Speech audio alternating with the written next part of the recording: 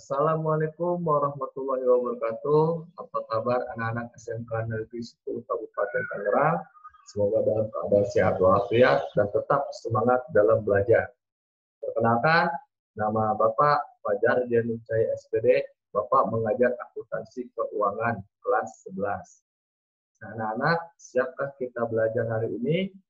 Melalui video ini, kita akan sama-sama mempelajari tentang akuntansi keuangan. Baik, siapkan alat tulisnya dan buku catatannya. Nah, sebelum kita mulai pelajaran hari ini, kita berdoa terlebih dahulu agar pembelajaran kita hari ini semoga diberikan kelancaran oleh Allah Subhanahu wa taala. Berdoa, mulai.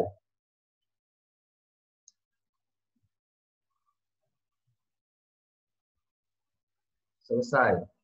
Nah, anak-anak, siapkan buku catatan dan alat tulisnya sekali lagi.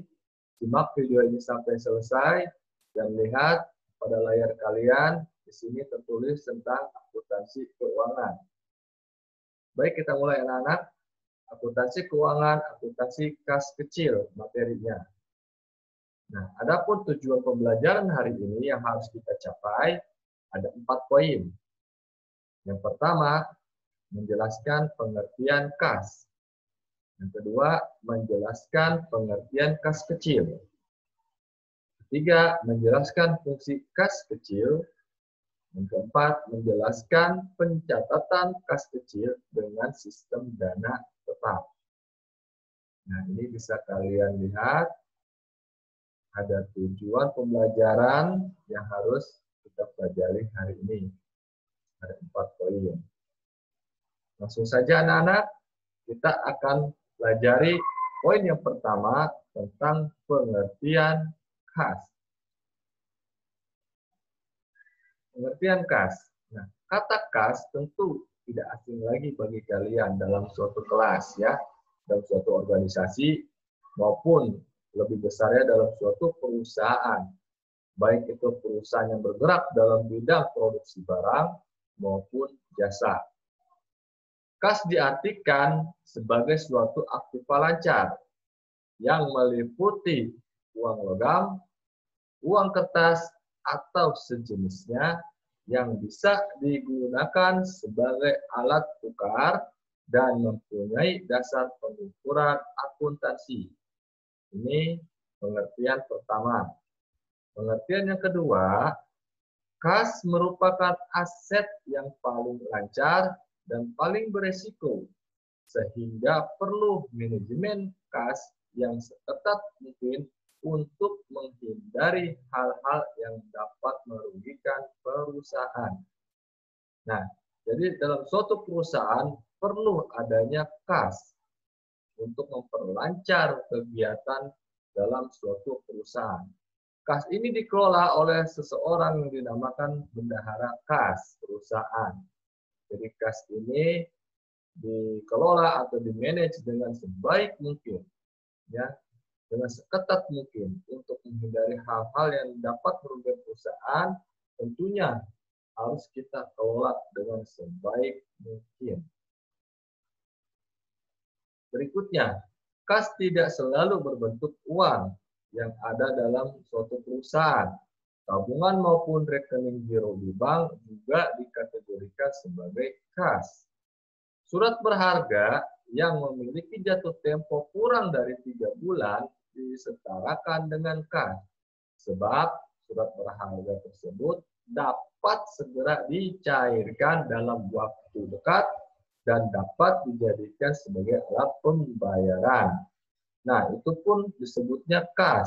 Kas itu tidak selalu berbentuk uang, maupun surat-surat berharga seperti giro, cek, ya, itu dikategorikan sebagai kas karena dapat dicairkan sebagai alat pembayaran yang sah.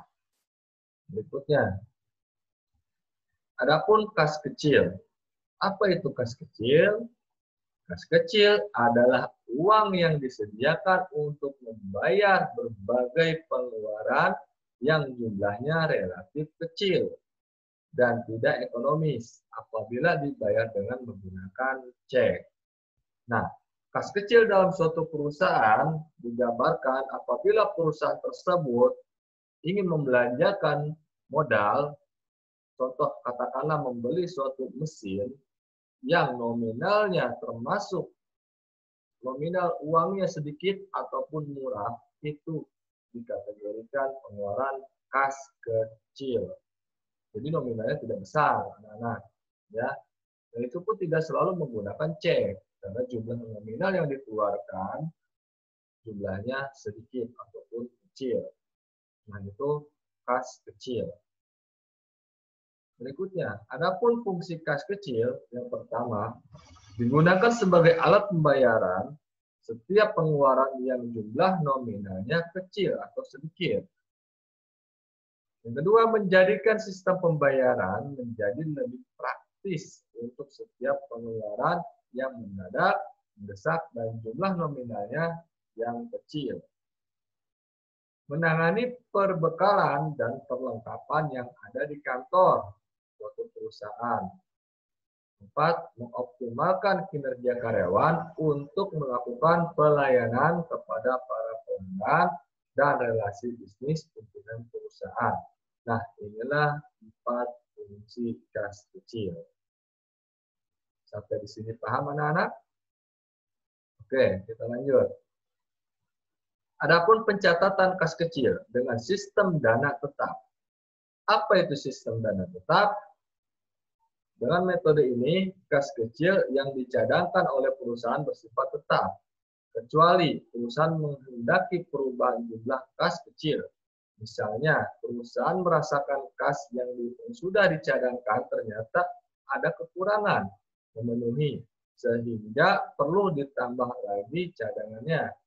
Dan dengan begitu, maka harus dilakukan penyesuaian atau penambahan atau pengurangan tersebut. Jadi, sistem dana tetap itu bentuk nominalnya pun selalu tetap, tapi tidak menutup kemungkinan adanya suatu perubahan. Ya, entah dalam suatu kas tersebut dinyatakan ada yang masih kurang nominalnya sehingga perlu ditambah. Ya, adapun kelebihan sehingga perlu dikurangi. Nah, inilah sistem dana tetap. Nah, itulah anak-anak materi kita hari ini.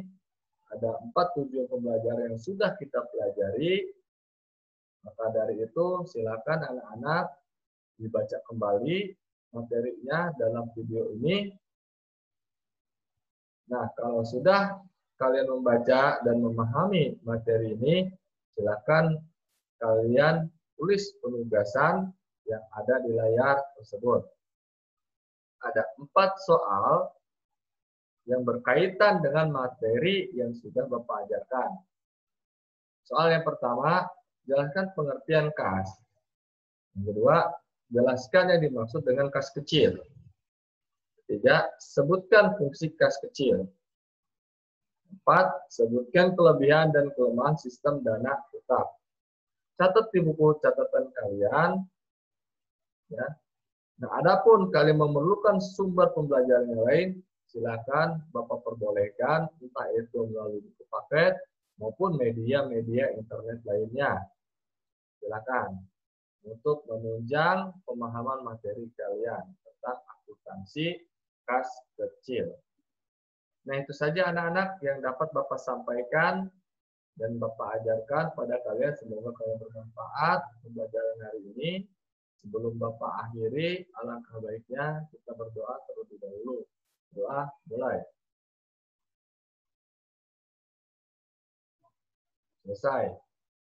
Cukup sekian, terima kasih anak-anak. Kurang lebihnya mohon maaf. Wassalamualaikum warahmatullahi wabarakatuh.